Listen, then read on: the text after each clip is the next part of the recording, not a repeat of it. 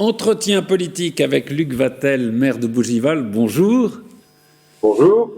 Alors, vous êtes maire depuis 2013, hein, vous étiez premier adjoint, vous avez succédé à Aline Pascal qui avait démissionné, puis vous avez été élu en 2014, réélu il y a un an, au mois de mars. Vous êtes présenté, vous dites né beaucoup, je crois, comme maire sans étiquette. Est-ce que ça veut dire que pour vous, la fonction de maire, c'est une fonction politique un peu particulière ?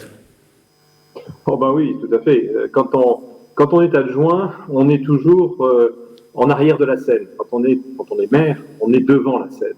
La fonction de maire, c'est une fonction c'est une fonction locale, c'est une fonction de proximité, une fonction avec des rapports humains qui sont essentiels. C'est une fonction très variée, très technique, très concrète, en ligne avec le quotidien des habitants. Et puis, il faut avoir une vision. Il faut avoir une vision et pouvoir mettre en œuvre cette vision à travers des projets et mettre toute son énergie pour que ces projets puissent voir le jour. Donc, vous voyez, c'est vraiment une fonction très particulière. Alors, quand vous avez annoncé votre candidature pour être renouvelé comme maire de Bougival, vous avez dit j'ai hésité quand même avant de me représenter. Qu'est-ce qui vous a hésité ? C'était votre premier mandat plein comme maire. Est-ce qu'il y a des choses qui vous ont surprise pendant ce mandat ? Alors, je dirais que je vais peut-être paraître un peu hors du temps, mais pour moi, exercer cette fonction, c'est d'abord un grand honneur et c'est une chance extraordinaire que je ressens tous les jours au plus profond de moi-même, chaque jour depuis que je suis élu maire. Et la contrepartie de ça, c'est un haut niveau d'exigence éthique, morale, qu'il faut s'imposer dans toute son action, dans ses décisions. Et puis donc, il faut savoir accepter de ne pas avoir raison, ça c'est pas un problème pour moi, mais aussi de ne pas pouvoir satisfaire tout le monde. Et ça, c'est souvent beaucoup plus compliqué parce que, au nom d'une conviction personnelle, parce que parfois vous pensez que ce qui est demandé n'est pas juste, au nom de l'intérêt général, ou tout simplement parce que vous n'avez pas le pouvoir légal de le faire, ça engendre en permanence une très forte pression, et même parfois violente sur la fonction. Donc, si vous voulez, pour être maire, il faut avoir une très forte motivation. Et c'est cette motivation qui va permettre d'aller puiser la force nécessaire pour pouvoir avancer le plus rapidement possible. Et donc, oui. Non, je vous en prie. Non, je voulais simplement dire que le fait de se représenter, c'est d'abord se poser la question, suis-je légitime ? En ai-je envie ? Vais-je pouvoir apporter encore de la créativité, de la valeur ajoutée ? Vous voyez, c'est ça qui est important quand même. Et bien sûr, si je me suis représenté, c'est que j'y ai répondu positivement et avec enthousiasme. Et vous avez évidemment ajouté que c'était une fonction qui exige au fond un plein temps. Enfin, on peut faire que ça quand on est maire comme vous. Alors, parlons un peu de Bougival. C'est une ville qui est située à peu près une vingtaine de kilomètres de Paris, qui est pas loin de Versailles, de Saint-Germain. C'est la ville dans laquelle ont séjourné beaucoup d'impressionnistes. C'est une ville aussi littéraire. Il y a eu la maison de Tourguenieff, qui disait que c'est le plus français des écrivains russes. Et d'ailleurs, on publie, je le signale, une correspondance de Tourguenieff avec Flaubert ces jours-ci, qui est absolument admirable. Plus proche de nous, c'est la ville d'où habite Neymar aussi. Donc, quand on voit tout ça, qu'on imagine la Seine qui coule, on se dit, voilà, c'est quand même la ville de la qualité de la vie. Oui, bien sûr, c'est la ville de la qualité de la vie. Et c'est une ville qui a attiré très vite une population qui s'est développée au cours des années 60, 70,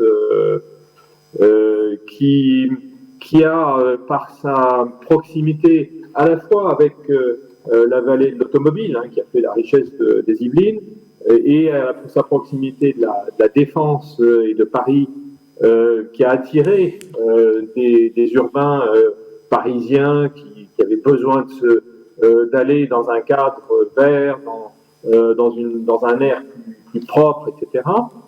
Et puis, c'est aussi une ville qui a attiré beaucoup de familles. Vous voyez, on a eu à Bougival jusqu'à 1100 enfants scolarisés.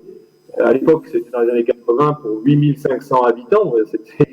On parle de Versailles, mais là, Bougival a tous les records. Et bon, maintenant, on est redescendu un peu en dessous de 700. Mais ce qu'il faut retenir, c'est que depuis la crise de la Covid, on voit que Bougival accueille encore plus de jeunes, des jeunes urbains surtout, des familles, attirés par justement cet environnement exceptionnel que vous citiez, et je pense aussi par la trajectoire de développement durable que nous avons lancée il y a presque 15 ans maintenant, et qui fait de notre ville une des plus dynamiques dans ce domaine, et je crois que ça apporte énormément à nos familles, ça apporte énormément aux habitants, et c'est ça qui fait cette attractivité de la ville. Je signale d'ailleurs que Bougival a été classée comme la première ville concernant la qualité de la vie des Yvelines. Donc, félicitations, si on peut dire. Justement, quand il y a, et vous en parliez du développement durable notamment, la responsabilité d'un maire, quand on a comme ça une ville qui a ce passé formidable, il faut à la fois conserver le passé, mais il faut bouger aussi. Ah oui, très, très clairement. Il faut bouger et justement, je parlais de trajectoire développement durable, c'est un horizon à long terme avec des actions qu'il faut mettre en œuvre au fur et à mesure des moyens qu'on peut avoir et des moyens, mais pas seulement financiers, mais aussi des moyens techniques. Nous avons, par exemple, en 2012, on refait complètement notre éclairage public. Cette année, on va mettre en place une hydrolienne qui va produire de l'électricité. Vous voyez, au fur et à mesure, on avance sur tous ces points. Et puis, il faut s'opposer absolument à une densification sauvage, peu respectueuse de l'environnement. Ça, c'est très important pour qu'on puisse garder notre identité, garder notre âme, et que les Bougivalais soient fiers d'habiter notre ville. Alors, il y a une autre spécificité qui est celle de votre gouvernance. On en avait parlé ici dans une autre émission. C'est que vous avez beaucoup favorisé les procédures de démocratie participative dans votre ville. Pourquoi l'avoir fait et comment ça se passe? Est-ce que les habitants s'y sont habitués et sont demandeurs aujourd'hui? Oui. Vous savez, pour moi, une ville, c'est comme un organe vivant. Et pour pouvoir évoluer dans la bonne direction, elle a besoin de se nourrir en permanence d'informations, de commentaires, de nouvelles idées. Autrefois, entre deux élections, tous les 6 ans, il ne se passait pas grand-chose. On ne communiquait pas vraiment avec la population. Et finalement, c'est un peu faire mourir la démocratie. Et donc, pour que la nourriture soit bonne, pour reprendre l'image, il faut pouvoir toucher toutes sortes de personnes qu'on n'arrivait pas à toucher à travers des réunions publiques, etc. Et donc, ces personnes, on va, à travers cet outil qu'on a mis en place qui s'appelle Voter, qui nous permet de faire passer des informations, d'interroger les personnes de façon interactive, de l'information qui remonte, de l'information qui descend. Donc, on va pouvoir justement toucher toutes sortes de populations et finalement rentrer dans une construction, Bien sûr, c'est toujours le conseil municipal qui décide, bien évidemment, sous l'autorité du maire, mais ça permet d'avoir des informations précieuses sur ce que les Bougivalais pensent de tel ou tel projet, sur ce à quoi ils aspirent, et puis finalement une telle entreprise, un tel outil, pour moi, a sa place entière dans notre processus de décision. Alors, on pourrait évoquer évidemment la crise sanitaire qui a un peu changé le mandat des maires, mais il y a une actualité dramatique qui a eu lieu dans les Yvelines, qui ont été une fois encore touchées par le terrorisme, c'est l'assassinat de cette policière à Rambouillet. Quelle est votre réaction face à ce nouvel attentat et ce nouvel acte de terrorisme? C'est évidemment dramatique. Il n'y a pas de mots pour pouvoir qualifier cet acte. En même temps, ce dont on se rend compte, c'est que notre société est extrêmement fragile face à des situations où quelqu'un d'un peu déséquilibré, c'est un peu ce qu'on entend dans les médias, quelqu'un de déséquilibré va pouvoir entreprendre comme action.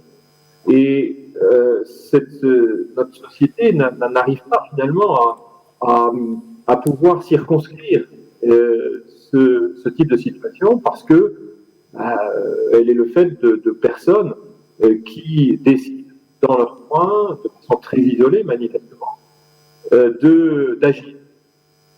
Et je pense que c'est lié à cette fragilité que vous avez cité, la crise sanitaire, ces déséquilibres qui existent dans notre société, qui se sont renforcés et je pense que ça devrait être un des sujets qui devrait être au cœur du grand débat démocratique qui s'annonce avec les élections présidentielles, c'est comment retrouver finalement l'équilibre de notre société, comment construire une société qui soit créative, qui soit entreprenante, qui soit durable et qui redonne à chacun de l'espoir et qui donne à chacun l'envie d'avancer dans cette société. Quand on laisse des gens comme ça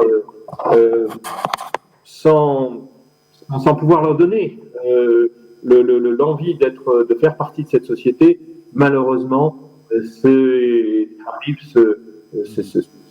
événements tragiques, ces événements dramatiques que l'on connaît aujourd'hui. Merci beaucoup, Luc Vatel. Et voilà, je rappelle quand même, voilà, Bougival, première ville des Yvelines pour la qualité de la vie. Hein, c'est pas rien. Merci à vous. Merci beaucoup. Merci. Merci, au revoir.